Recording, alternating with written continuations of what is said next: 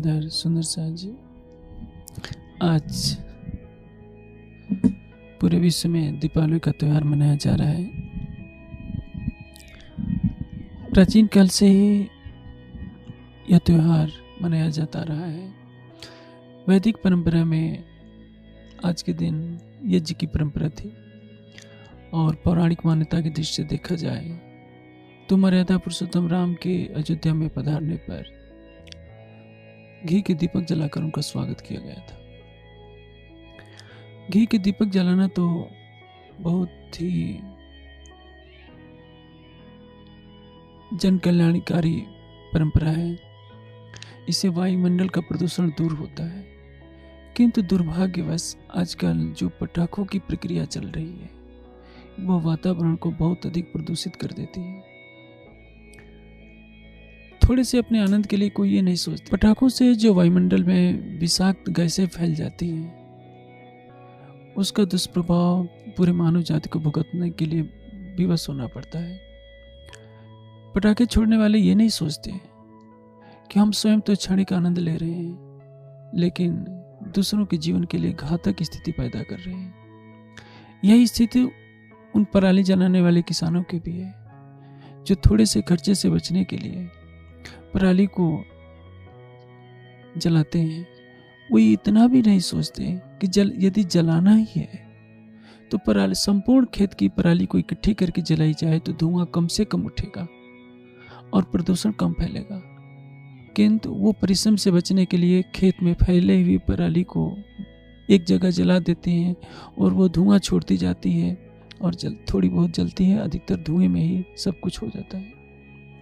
आप सोचिए, क्या स्वयं को अन्नदाता कहने वाला किसान यदि इस तरह से लापरवाही करेगा तो क्या मानवता के लिए घातक नहीं है? क्या किसान कहलाने की उसकी गरिमा पर प्रश्न चिन्ह खड़ा नहीं होता है?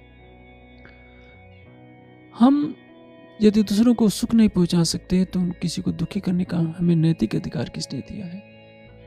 हम तरह तरह के तर्क देते हैं कि पराली को यदि हम पशुओं के लिए खिलाते हैं या कुछ और करते हैं तो खर्चा होता है, गवर्नमेंट इस खर्चे को पूरा करे, नहीं तो हम जलाएंगे। ये तो राष्ट्रीय भावना नहीं है। यदि हमें राष्ट्र के प्रति, मानवता के प्रति थोड़ा भी भाव हो तो न तो हम पराली जलाएंगे न गंदगी को जलाएंगे। अभी तो वैदिक परंपरा के अनुसार यदि हर मानव सुगंधित पदार्थों को अग्नि में जलाए तो पूरा वातावरण शुद्ध हो सकता है।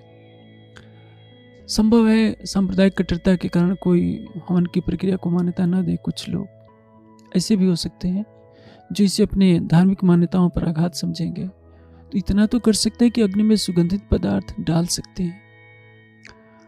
कोई भी पंथ हो, किसी न किसी रूप में, यहाँ तक इस्लाम में भी लोबान जलाने की परंपरा है। अगरबत्ती सभी जलाते हैं, किंतु अगरबत्तियों से फैला हुआ धुआं भी कहीं ना कहीं हानिकारक होता है।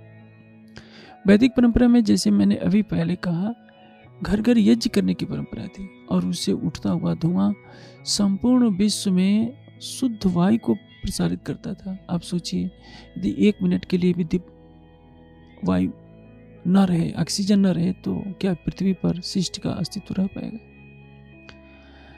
घी के दीपक जलाने के बारे में एक आध्यात्मिक तथ्य यह है कि तन दीपक मन ज्योत करूं प्रेम घृत लवलाक, सो बालक श्रीराज की।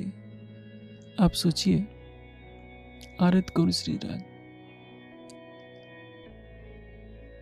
तन को दीपक बनाया गया है, प्रेम का घृत डाला गया है,